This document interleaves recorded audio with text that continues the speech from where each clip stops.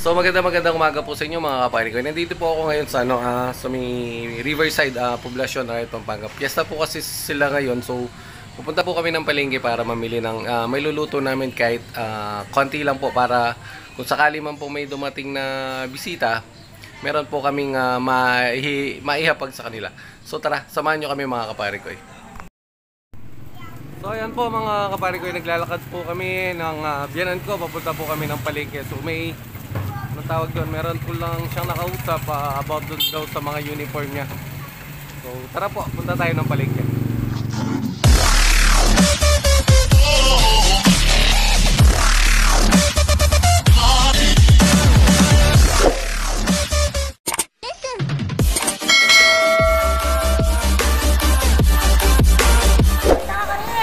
So ayan po mga kapari ko, nandito na ako ngayon sa palengke. So mamimili po tayo ng baboy at saka manok.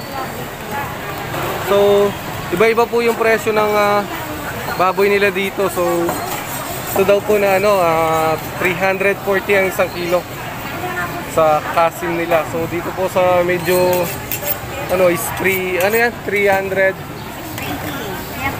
360 yung liampo nila. So sa manok po is 170. So try po nating makatawad kay pinsan. So yan po, pinsan po natin yung nagtitindang magandang yan. Pag po hindi pa niya ako binigyan ng tawad dito, ewan ko lang. So dito po ako ngayon mga kapari ko, dito sa Arayat. Arayat Public Market po. So bibili po tayo ng mga 5 kilo ng baboy para gawing menudo. Tapos po mga 10 kilong manok. Iba-iba po yung gagawin po natin siyang asado, adobo, tsaka po chicken barbecue. So ito po yung kanyang mga manok. So press na press po, bagong katay. So nasa 170 daw po yung kilo nito.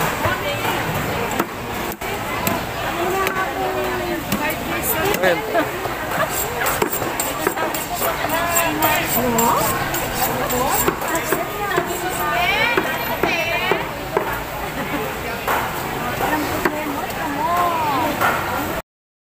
So ayan mga kapari ko, ipa-chop na po natin yung mga nabili natin na gagawing menudo. So buti po wala na akong ganong kasabay na bumibili, kaya to nabigyan na ako ng time ni pinsan na i-chop yung binili ko para at least pagdating sa bahay pakukuluan ko na lang sila. So 5 kilo po itong gagawin nating menudo to. Tapos sa manok, magano po tayo, 3 po tayo, asado, anong tawag doon, chicken barbecue, tsaka po menudo.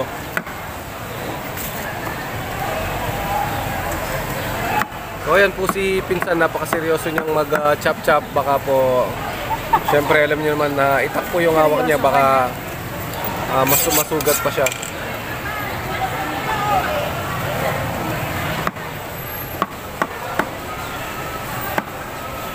So sa mga gusto po mamili dito sa palengke ng Arayat, dito po kayo pumunta kay pinsan, makakatipid pa kayo.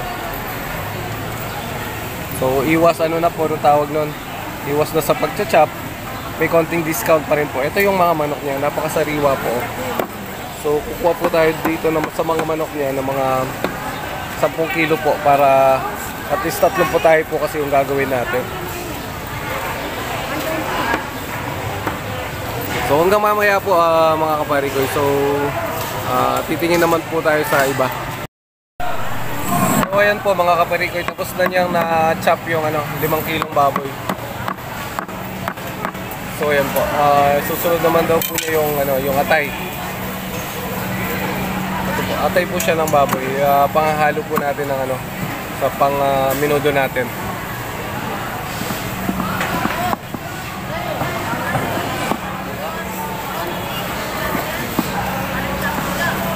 Kuha ni may plastic yan kasi. Sunod na chop-chop naman po niya is yung mga manok. So ayan na po yung 10 kilong manok na order natin. So chop lang po natin ng konti para pagdating po sa bahay hindi na tayo mahirapan mag-chop kasi wala po tayong matalim na itak na kagaya na ginagamit ni Pinsan.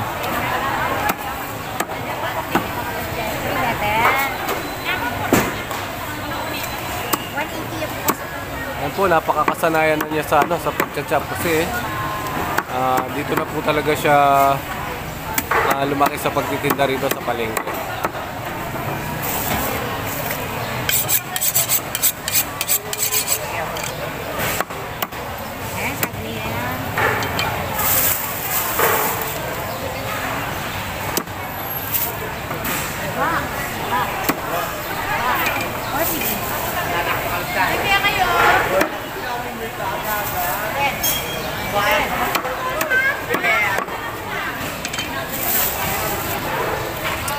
Pag-iwalay mo kung pada pang chicken barbecue na.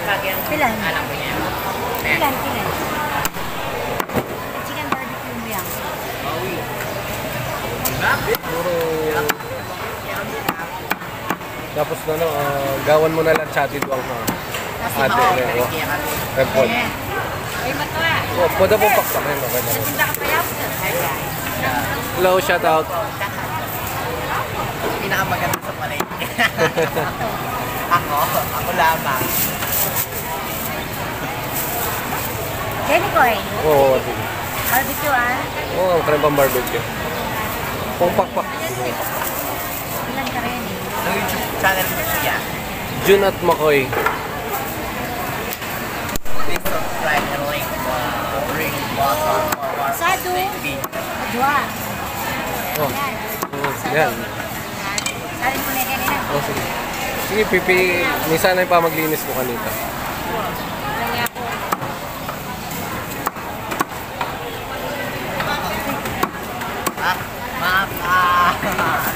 Single puto. Isang kids. Happy sa ko. Single puto. So, i-ano mo siya, ihanap mo siya ng manliligaw dito. Hindi pa naniligaw yan! Tapo ako, pwede ba?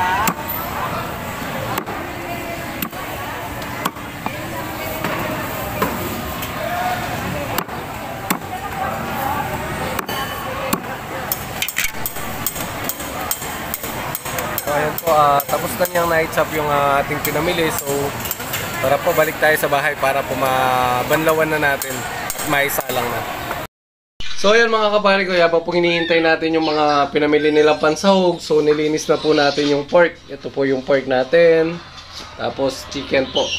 So gagamitin natin sa anong tawag na adobo. Tapos ito naman po sa kabila na iniwalay na natin. Ang gagamitin po natin sa chicken adobo po at saka sa asadong manok. Ito po sila. So, yun po yung atay na ilalagay natin sa menudo. So, hintayin po natin muna dumating yung mga pang sahog natin para makapagsimula na po tayo manghiwa. So, ayan po, dumating na yung ating hinihintay na bumili ng mga pansahog. Ito po yung mga pansahog natin. So, bumili din po sila ng repolyo para gagawin daw bianda. At saka ano to, pang fruit salad po. Ayan. Nagpo-fruit salad sila. So ito, pansahog po ng bianda, fishball, tapos may asin, saka po sipo egg. So, nung mga kapari ko, ano po natin, i-prepare po muna natin yung maghihiwa na po tayo.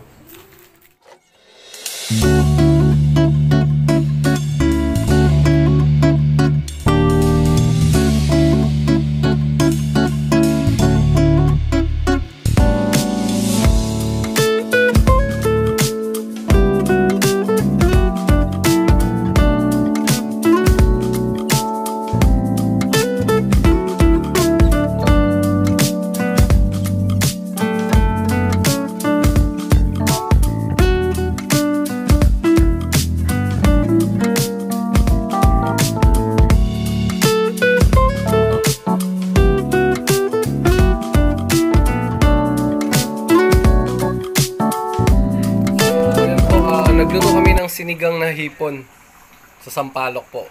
Ayun po. Halos paluto na po siya. So, ang sarap po tignan. Sigurado masarap din po ito. Tapos, yun po, nagluto po muna kami ng konting asadong manok para padala po dun sa biyanan ko lalaki na nagtatrabaho sa China Bank. Ayan po, asadong manok po. So, ayan po, tapos na natin iniwa yung carrots tsaka patatas. Ito po para sa menudo. Ito naman po para dun sa asado. So, dadagdagan po natin, nagpabili pa tayo ng mga patatas. So, ayan po, nakapag digdig na rin tayo ng mga dahon ng ito kasi kimchi. So, lalagay po natin dito sa gagawin nating Shanghai. Ito pa. So, ito po, ihahalo na. Egg. Ayan po ang pampasarap dyan, yung kamay. Cut mo yung tawag dito. So ayan po, nagalas na tayo ng giniling na baboy na nilagyan ng tinatad na dahon ng kimchi, tapos ginadgad na patatas tsaka carrots. Lagyan ng kalamansi para magkalasa po siya. So yung carrots daw hindi pa nailagay, hindi pa nagadgad. Ito po siya. So inuna na po niya yung kalamansi. So mamaya po ibabalot. Mga kapari ko, ito po, gumagawa naman tayo ng tawag nito, fruit salad. So para po may dessert mamaya. Hindi lang po natin alam kung agad pang titigas ito kasi nga po medyo oras na. Importante lang po medyo tawag ng lumamig siya para po masarap siyang kainin. Yan po siya.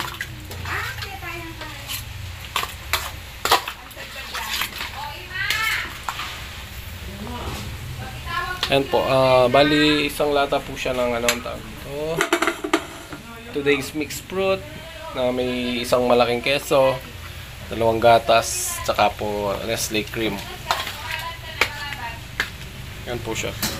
So yan po yung natin, menudo na pinapakuluan na po. So mamaya gigisa po natin para makumpleto na yung kanyang sangkap. Habang pinapalambot po natin, so piniprito na rin po natin yung pangasado. Ito po. So meron po tayo nakatira na yung yung gagawin natin sa menudo, sa adobo tsaka po sa chicken barbecue.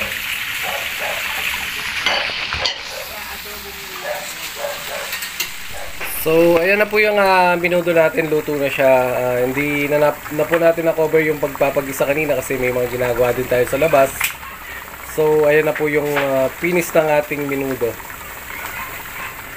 So, ayan naman po, next na ginigisa po natin is sipo egg.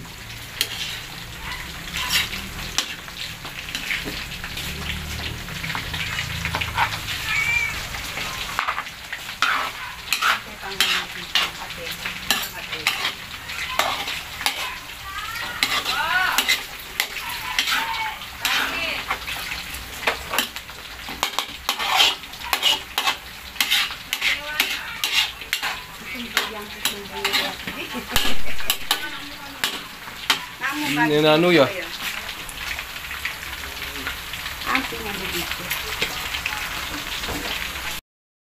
So, ayan po, yung ating Shanghai. So, binabalot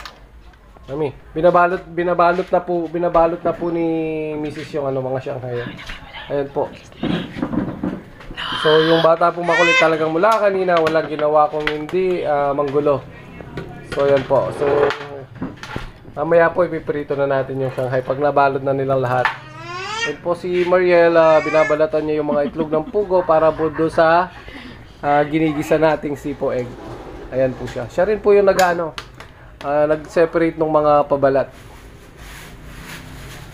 So, tara po sa loob naman tayo. So, ayan po mga kapari ko, paluto na rin po yung ating sipo egg. So, susunod po yung adobohin natin yun noon na pong ginisa yung yung asado po pala yun. Ginisa yung sahog niya bago po natin nilagay yung yung mga manok. So itong sipo egg natin. Sige po din seasoning. Lalagyan na lang po ng betchin para Magkalasa na rin po siya na. Salt and pepper. So, ayan po. Paluto na rin po yung ating sipo egg. Tapos, sunod na po natin yung asado at saka yung adobo po. So, ayan naman po yung ating asado. So, ito po. Igigisa na po natin. Naigisa na po pala yung ano. So, inilipat na lang kasi medyo masikip. Masikip po ito ating masikip po itong ating kalangan. Hindi po kakasya yung dalawang malaking kawa. So, kaya iginisa po muna natin sa maliit na kawali yung pinaka-sauce niya. Tapos po sinabay na lang natin sa kawa. So, tapos na rin po yung sipo kaya nagkasya na po yung isang kawa para sa asado natin. So, after po nito, yung yung chicken barbecue po natin tsaka pa yung adobo. So, yan po. So, yan po, may narikarot tayong dalawang tagabalot ng Shanghai. So, para po agad matapos yung pinababalot natin Shanghai, dumating po dito si Nancy at si Kulot, yung bayo ko. Tsaka po yung kapatid ko na babae. Dahil lang dyan ako. So, ayan po, tapos na yung ating asado. So, magagigisa naman po tayo niyan panibago para sa ating adobo at mag-ihaw tayo ng manok para sa chicken barbecue. So, lalagay po natin muna doon. So, ayan po yung ating finish project ng pagluluto. Isang sipo egg, saka yung po menudo. Nagluluto na rin po sila ng Shanghai. Patapos na rin po yung ating asado para medyo pinapalambutan na lang po ng konti yung kasi nilagyan pa po namin ng tomato sauce kasi medyo maano pa yung lasa niya para po umasim ng konti. So, ayan na po yung mga naluto na namin. Sipo egg, saka po yung menudo at yung asadong manok. Konti na lang po at kakain na tayo. So, meron na rin kaming mga bisitang dumating na tumulong nga po sa amin sa pagano. Ito na po yung mga naluto ng Shanghai. Tara po, kung gusto nyo kumain, pasyal po kayo dito. So, ayan po mga kaparikoy, yung mga bisita natin is nagalisan na. Siyan po si Joy. Pamangkin po ni Parikoy Makoy yan. Ayan. Ito po mga dalaginding na lang po yung natira nating bisita. So, mamaya pa po siguro sila darating yan mga kaparikoy kasi nagpiprepare pa naman rin po kami, nagluluto pa kami. So, ito nagapag na po kami sa mga bisita na konti-konti po dumarating. So, ayan po mga kaparikoy, hanggang dito na lang yung cover natin sa araw na to. So, hindi na po ako nakapag-cover kaninang after ng mananghali kasi po medyo nanggulo tong batang makulit. Tapos nilagnat pa si ate, so hindi na po namin naituloy yung cover namin. So, hanggang dito na lang po yung cover ko ngayong araw na to. At magandang gabi po sa inyo mga kaparikoy. Ingat po kayo lagi at God bless. Happy Fiesta po, Hapon Tali. Bye-bye.